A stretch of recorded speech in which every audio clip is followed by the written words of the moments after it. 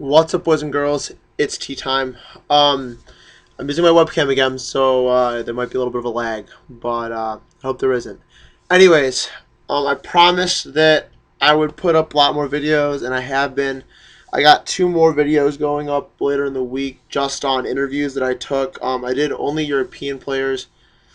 Coming up is Merlin and Luke Leonard. So, uh, what else is there? So if you didn't notice, this is a Duel Academy video. I'm going to start doing more of these. Today I'm going to talk about side decking. Um, I'm going to try to talk about. I'm going to try to find other people to talk about specific things I think they have more expertise in than I do at certain points. So for now, I'm going to talk about this because it was requested. Also, shout out to my girlfriend, Katie. She's probably watching this and getting mad at me because I haven't left yet. But I made a promise, Mr. Frodo. So here it is. Um, so when you're side decking, there are three things you need to consider. Number one is feasibility. Number two is degree. And number three is flexibility.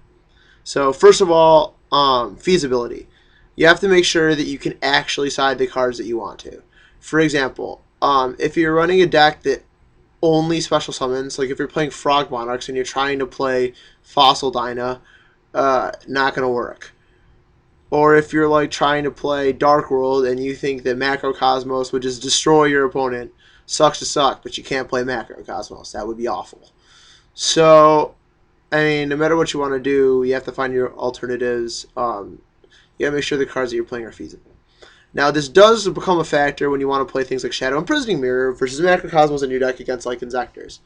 Um, if your deck does play a heavy amount of Darks, you may have to choose to play Macrocosmos. If your deck uses the graveyard too much but doesn't play Infinite Darks, you might be forced to play you might be forced to play Shadow Imprisoning over Macro. So right there is your feasibility coming into play. So consider that. The next thing, degree. You have to pay attention to how good the card is against a deck. For example, you can kind of rate the degree. I'm kind of pulling numbers out of my ass here on a degree number. But let's say you're playing against heroes. And there's Puppet Plant, and there's Kinetic Soldier, and there's Snowman Eater. What's the best? Well, first of all, you have to look at Kinetic Soldier. That's like a 9. Heroes hate that card, especially if they're purebred heroes.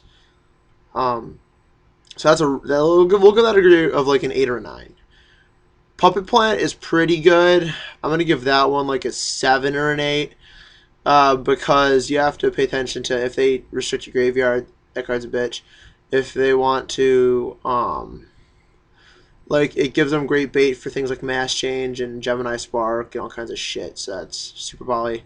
That card's not so spicy in that situation either.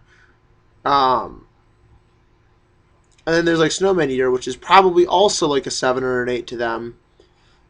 But the thing about Snowman Eater is it has a really good flexibility.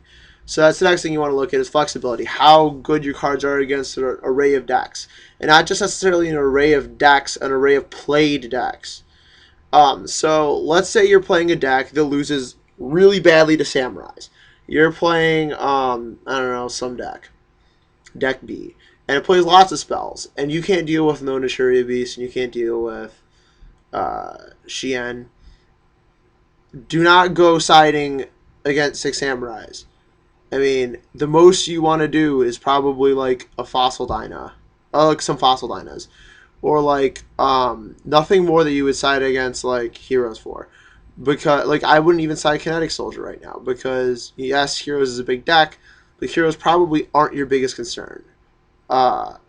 Rabbit should be your big concern. So cards like Smash and Ground, Compulsory, those should be of the essence. And both Smash and Ground, Compulsory, they're also good against heroes. So I don't see why you would necessarily want to side against them. If your deck has trouble against big trap heavy decks, I do think you should side Decrees. I don't think you should side Catastrophe because they're already ready for that. But side Decrees. I know there's not a huge array of like trap heavy decks, but if you're playing like windups or even Inzectors, you have to consider that your opponent's going to bring traps in against you. Um, another thing to consider is not just what your opponent is playing in their main deck, but what they're going to bring in the side deck. You need to side for their side deck cards in some instances, because there are very few cards with a very high degree that can just rape you, depending on what deck you are. Like if you're playing windups and your opponent flips over Vanity's Emptiness, sucks to suck, but shit's about to get real bad. If you're playing Inzectors and your opponent flips over Macrocosmos and you don't have MST, shit's about to get real bad. Um, if you're playing, let's say, Dino Rabbit, and your opponent, well, if you're playing Dino Rabbit, the idea of that deck is it's relatively balanced, so shit doesn't really massacre it, but I mean, it's, you know. Okay, I'm gonna talk about that really fast, even though it has nothing to do with this. Dino Rabbit is probably the more balanced deck. Um, But as far as explosions go, windups and Inzectors are way better. But for an immediate thing, I mean, like, Rabbit's probably a little bit more consistent. Uh, Again, the problem is people are siding more cards to kill Rabbit than any other deck. So, um, Spirit Reaper, that's a good card to side deck across the board, or is it? Think about that. If you're siding Spirit Reaper and Jellindu, yeah, it's good. You got to consider like what it's good against, though. Like you're siding it only for Dino Rabbit in a lot of decks, and people will justify to themselves that, oh no, this is a good card. Like I would side this in against a lot of decks. No, you probably wouldn't. Just because the card is decent and it may not make the main deck cut in your deck, you're only siding it against one deck. And especially right now where there's so many decks, if you're going up against like if you're going up against Rabbit, you're probably, even though it's probably going to be the most played deck, you're probably going to see it 3 to 4 out of 10 rounds or 11 rounds because there's so many other decks to play. Like you might play against, like 4 Dino Rabbit, 2 windups, 3 Inzectors, and then a couple random decks in there, and that would be a lot. So odds aren't in your favor of constantly just playing that deck all day. This isn't Teledad format anymore. And as far as people who want to side deck like an entire deck and switch decks, sorry, this isn't Teledad format anymore. That shit doesn't work. You're wasting your side deck doing that. You might as well just play a good main deck, and then side cards to side against your opponent's side deck cards, and then side deck cards that hurt them. I mean, you're sacrificing the ability to hurt them with your side deck. So I don't understand why you would sacrifice that. Same thing with people who like kind of waste their side. Just don't waste your side deck. A card in your side deck is just as important as a card in your main deck. What else is there? So when I said like Spirit Reaper, you shouldn't side Spirit Reaper, I didn't necessarily mean that, because you have to remember that like Spirit Reaper is good against that deck, but like if your deck has a really good like feasibility for it, like for example, if you're playing windups like Billy and you have Spirit Reaper in there, all your guys are level 3. So you're probably going to draw out like something, and then you can also Xyz out into your loop. Same deal with Inzectors in some instances.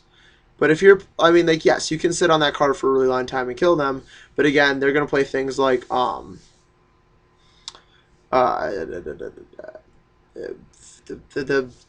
Forbidden Lance, and if you're people are going to adapt to kill Gel and Duo now too, and the Fool. And some people are like, oh my god, now I'm playing 9 cards that can't be destroyed by battle. How are they going to deal with this? It's like, great, that's cool. Now how are you going to win? And they're like, oh, well, you just sit on them until you build up your big combos. And you're like, great, because all that time, your opponent hasn't been drawing.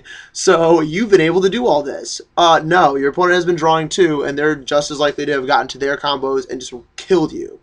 So consider that too. I do think the Gel Duo is a good card against them. I do think the Spirit Reaper is a good card against them. Jury's out on Arcane Force the Fool for me. I don't like that card that much. At least in most decks. But, if it works, don't fix it. But, the deck is going to find ways to adapt to beat that.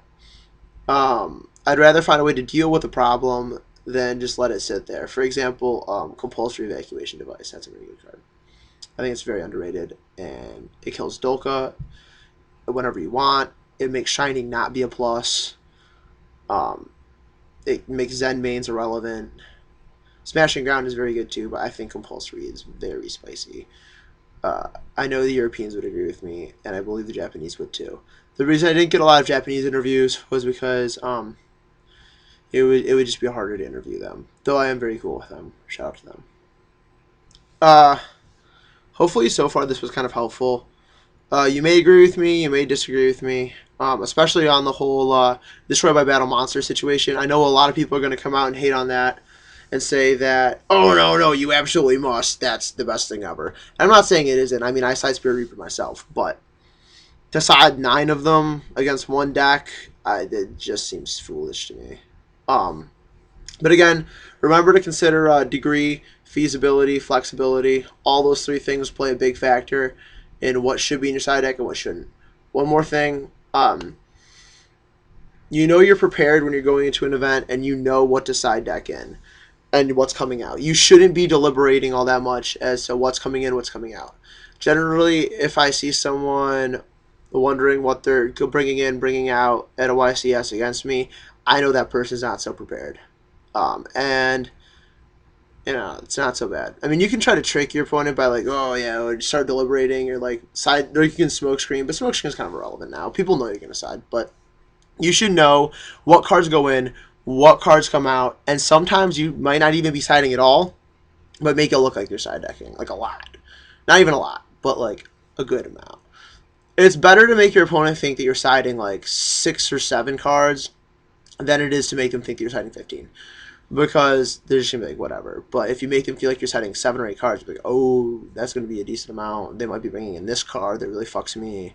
Got to side in this card to counter that card, even though they're not doing that. So this card's gonna be irrelevant. But remember to think what they're going to bring in to side against you as well. So there's 2 levels in poker. There's leveling. Make sure you're thinking a level ahead of your opponent. So that's that. I hope you like this. I'm gonna try to get some more of those interviews up and do some more of these, some dual chemi videos, maybe a rant. So there you go. Toodles.